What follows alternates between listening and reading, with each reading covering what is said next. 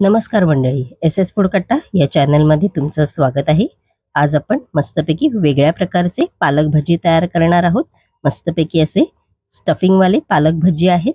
Video शेवटपर्यंत नक्की पहा. चला तर जराही वेळ न घालवता रेसिपीला सुरुवात करूया.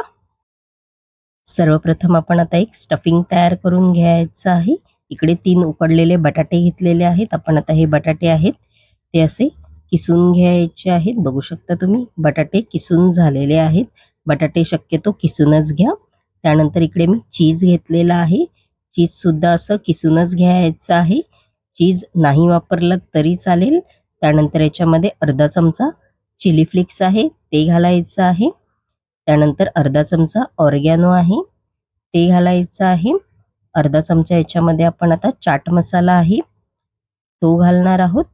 व आपण आता हे सगळं मिश्रण आहे ते चमच्याच्या साहाय्याने असं मिक्स करायचं आहे. बघू शकता तुम्ही. आपण आता मिक्स करून घेणार आहोत.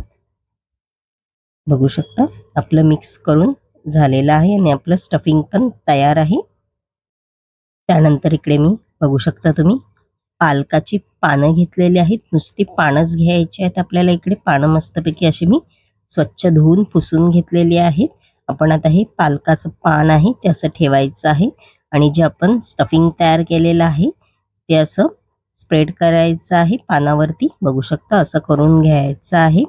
त्यानंतर जे आपलं डेटाची भाग असतो तिकडनं असं रोल करायचं आहे.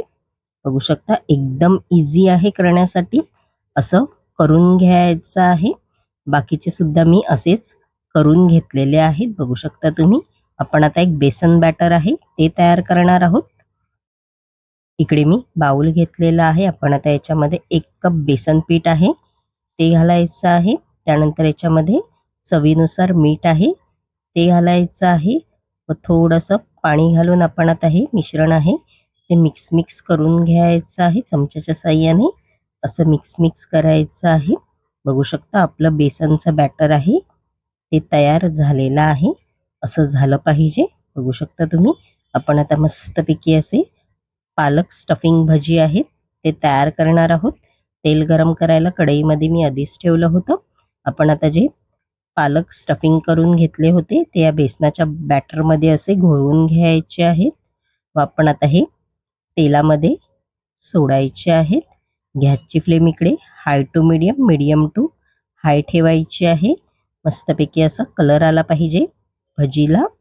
बघू शकता आणि मस्तपैकी आपले पालकचे स्टफिंग भजी तयार झालेले आहेत.